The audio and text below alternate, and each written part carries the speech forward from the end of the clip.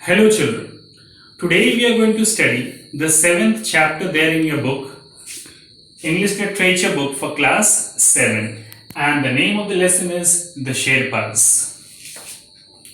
Now what does Sherpas mean? Sherpas mean the people from the east.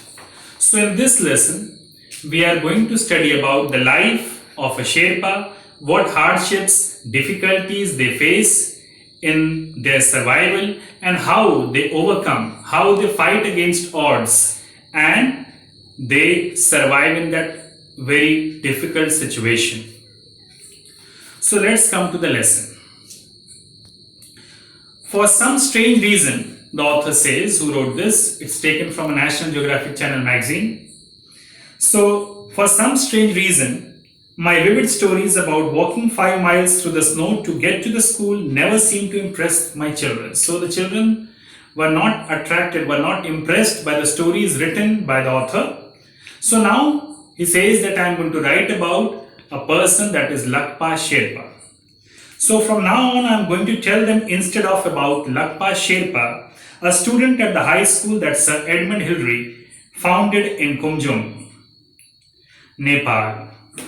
Lakpa hoped to go to college and become a doctor. Like any other children, he also, the story about Lakpa Sherpa, he also wanted to go to school and become a doctor.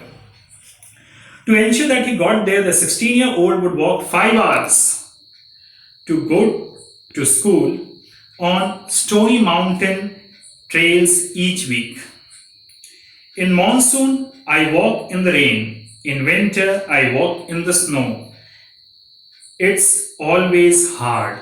So he says, Lakpa Sherpa says that it's very difficult to go in the winters and even in the snow. But then with the Sherpa's skill for finding the bright side, the Sherpas always looked in the optimistic part, the brighter side of life. He would add, going back home is downhill, so it takes only 3 hours. So going downhill takes less time, so they are happy for that. He talks about the positive aspect, not the negative one.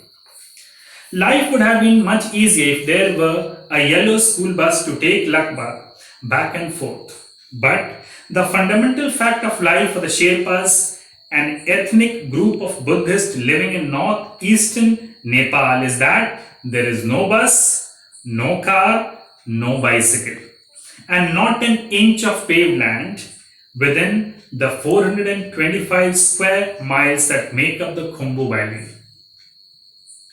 The Sherpas' traditional home beneath the Mount Everest. This place is the traditional home of the Sherpas beneath the mountain, Mount Everest.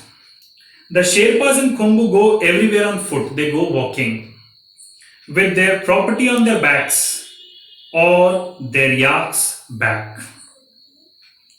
If after arriving at the tiny airstrip in the nearby village of Lukla, you ask a Sherpa how far it is to the mountain monastery at Tengboche, the answer is given not a distance, it's only 14 miles. Or in altitude, it's 3,300 feet high up. But rather in time, Tengboche, you will get there on the 4th day. It takes most of the people 2 days to trek to the nearby market town of Namche Bazaar and about 6 more days to get to the Everest base camp. Now trek means to walk on foot, a journey on foot.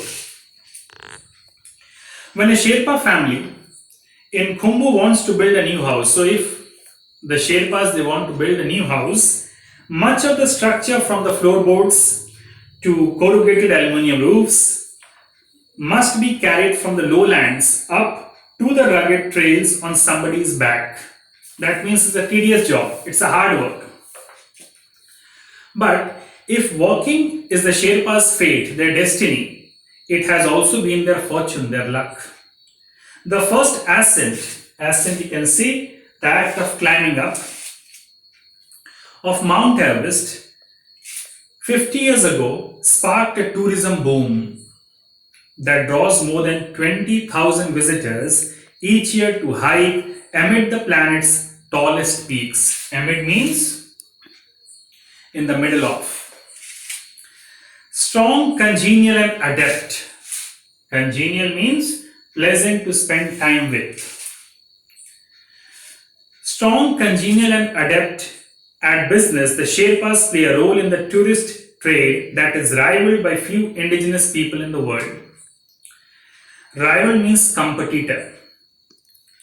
They serve not only as high altitude porters for mountaineers but also as guides for the larger number of trekkers who explore the region by hiking at altitudes under 18,000 feet. So they work as guides. If any tourist comes, if any trekker comes, they serve them as a guide. They also serve the job of a porter, that means carrying their luggage. Without any technical equipment, they don't have any equipment to support them. The Sherpas own most of the lodges and hotels and many other trekking companies, playing out their lives on the world's highest stage. What is that stage? Winning friends with their warm smiles. They welcome the people from different parts of the country and the world.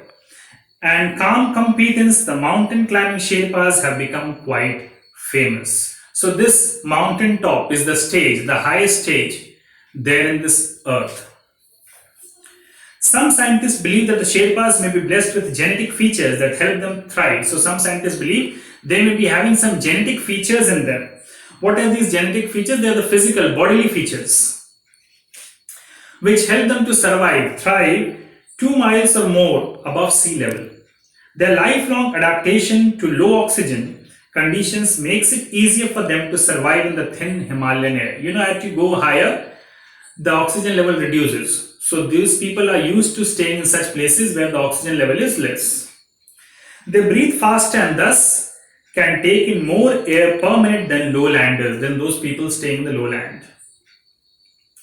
On account of their reputation as climbers, the Sherpas are the best known of the 30 or so groups that make up the Nepalese population.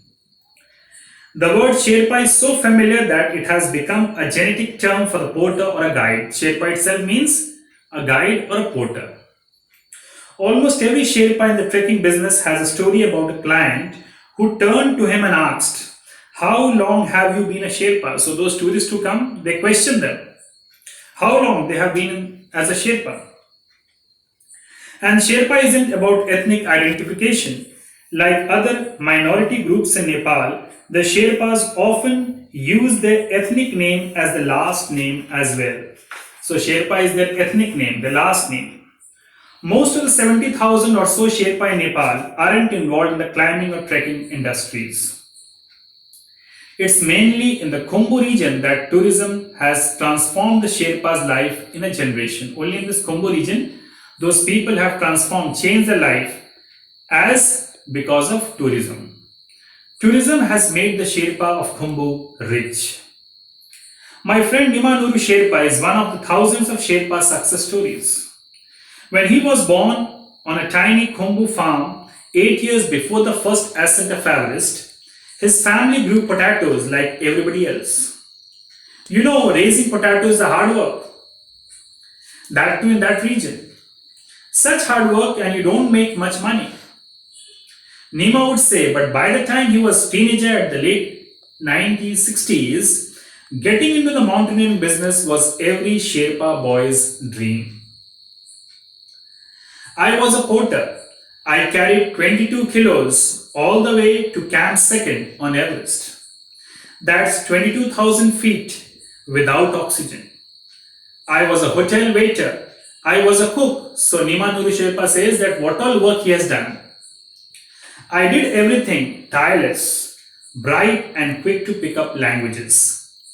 Nima became a trekking guide with knowledge of English, German and Japanese. So he picked up different languages easily.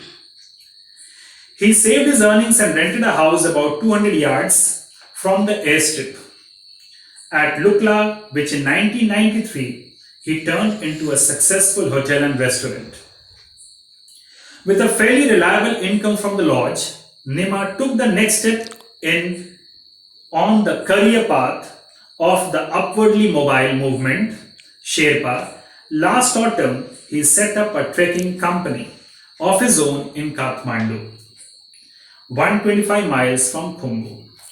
So that's there for today. The continuation of this lesson I'll bring there in the next video. Thank you.